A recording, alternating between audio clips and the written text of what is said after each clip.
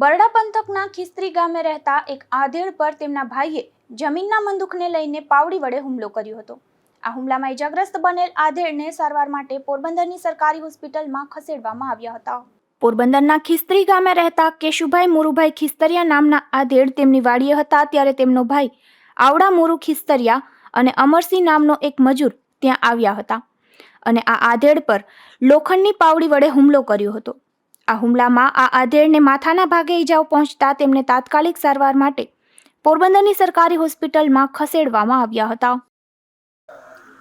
મારું નામ ખિસ્તરિયા કરશન કેશુભાઈ, ઉંમર વર્ષ 30, રહેવાનું ખિસ્ત્રી ને પેશન્ટ છે એ મારા પપ્પા છે।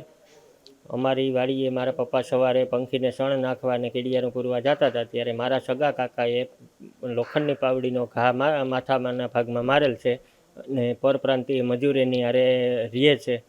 એ મજૂર અમરસિંહ નામનો વ્યક્તિ એને પકડી અને મારા પપ્પાને પકડી રાખ્યો અને મારા કાકાએ માથામાં પાવડાનો ઘા માર્યો અને મારા કાકાનું નામ આવડા મુરુ ખિસ્તરિયા।